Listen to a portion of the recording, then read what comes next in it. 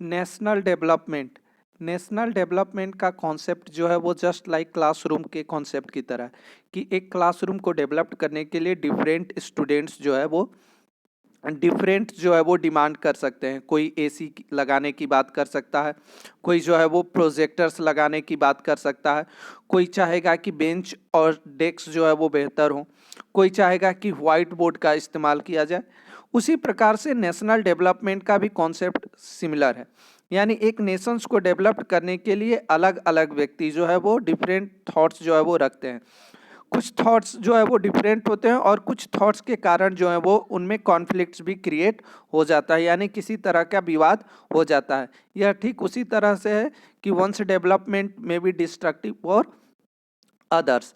इसके आधार पर जो है वो हम नेशनल डेवलपमेंट की तुलना और कंपेयर जो है वो कर सकते हैं। नेक्स्ट कॉन्सेप्ट आता है, वह आता है हमारा how to compare different countries और डिफरेंट स्टेट्स, यानी डिफरेंट कंट्रीज और डिफरेंट स्टेट्स को जो है वो हम कैसे कंपेयर कर सकते हैं।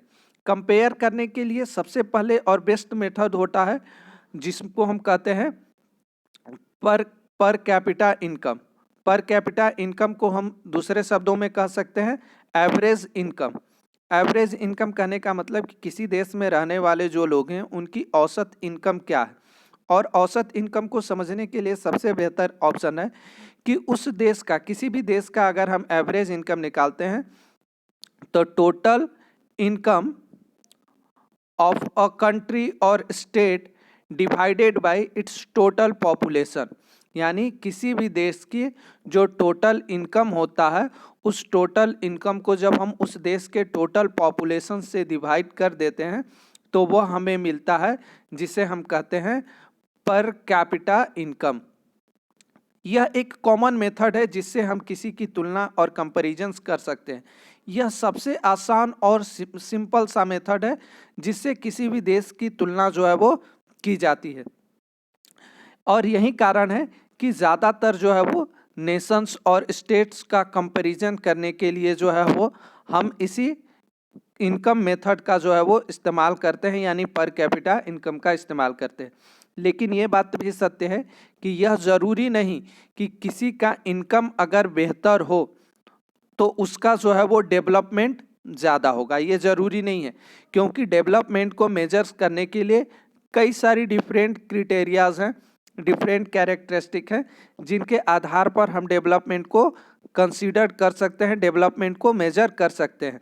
लेकिन सबसे कॉमन और सबसे आसान तरीका होता है कि इनकम के आधार पर ही जो है वो हम डेवलपमेंट को मेजर करें।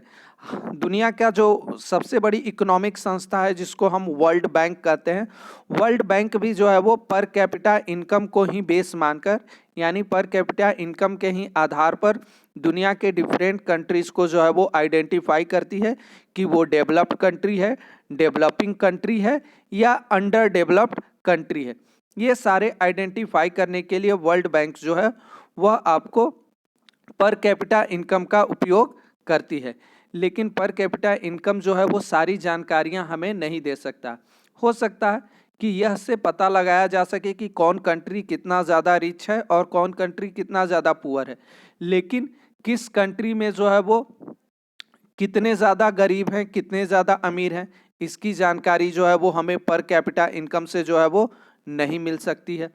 किसी कंट्री का जो है वो हेल्थ रेशियो क्या है, हेल्थ स्टेटस क्या है, ये पता नहीं चल सकता है। किसी देश का लिटरेसी लेवल जो है वो हमें पता नहीं चल सकता है। वहाँ पर हॉस्पिटल फैसिलिटीज़ या मेडिकल फैसिलिटीज़ क्या है, यह हमें पता नहीं चल सकता है। तो पर कैपिटा इनकम यानी इनकम के आधार पर जो है वो हम ये तो जज कर सकते हैं कि किसके पास कितना पैसा है और कितना नहीं, लेकिन ये जजमेंट हम नहीं कर सकते हैं कि रियलिटी में जो है वो कौन ज़्यादा डेवलप्ड है और कौन ज़्यादा डेवलप्ड नहीं है।